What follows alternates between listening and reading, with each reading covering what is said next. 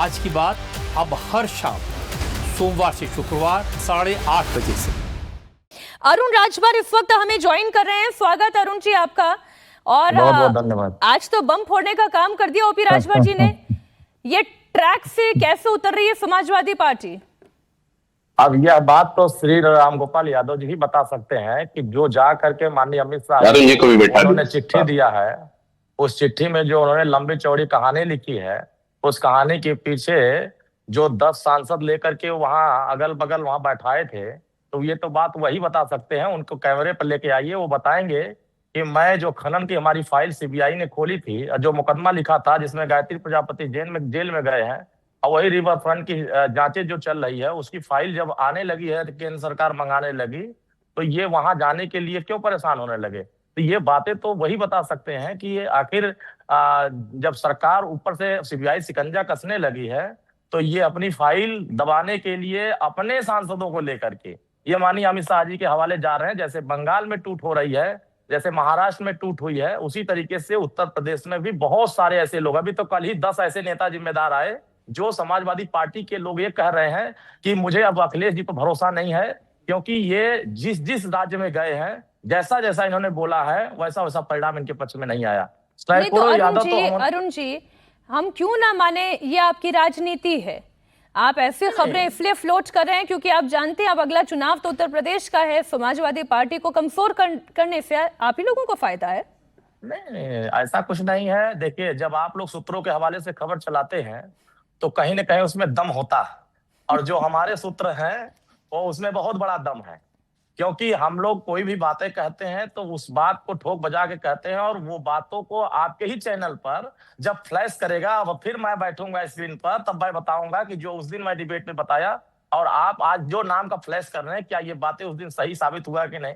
तो नाम अब आपने बोल दिया, अब नाम का फ्लैश करवा सकते हैं क्या आज आप?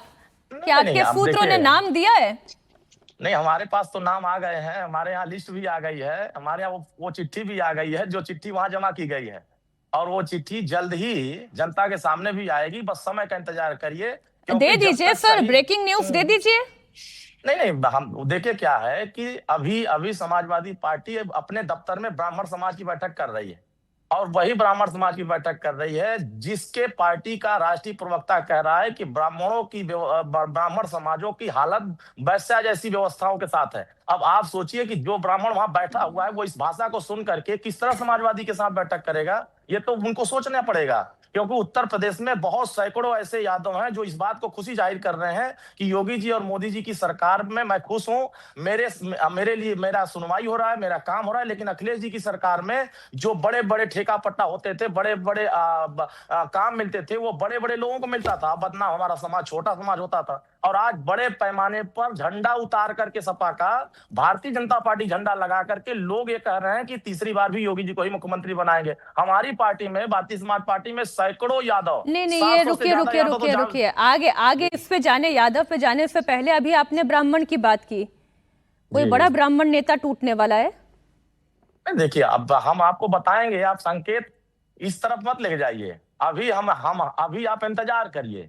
जब तक देखिए सारे लोगों का रास्ता माननीय ओम प्रकाश राजभर जी की तरफ से गुजर के जा रही है, और ये रास्ते वहां तक पहुंचाने वाले माननीय ओम प्रकाश राजभर जी हैं, और जल्द ही इन सभी लोगों को प्रोफेसर रामगोपाल यादव जी वहां तक पहुंचाने में सफल होंगे, और ये हकीकत दिखाई देगा कि जो घोटाले हुए थे पूर्व में। नहीं, लेकिन अखिलेश यादव ये कह रहे हैं जहां का दाना वहीं का गाना।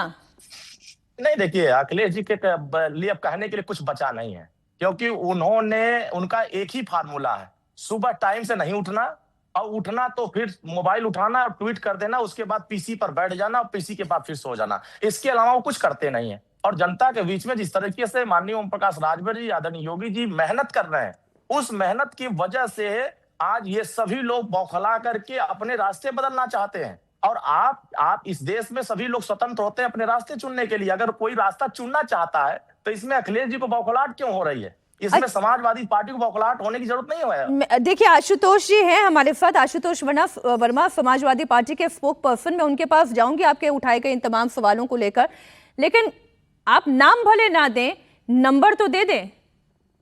अभी ये सब चीजें गोपनीय है, और उन गोपनीयताओं को जल्द ही उजागर किए जाएंगे और पूरे बकायदे उजागर किए जाएंगे। इसमें कहीं से भी संदेह करने की जरूरत नहीं है। जो भी व्यक्ति आएगा वो सब हेडलाइन बन करके आएंगे और वो सब जनता के बीच में चेहरे दिखाई जाएंगे कि ये है जो अब अखिलेश जी के साथ नहीं रहना चाहते हैं।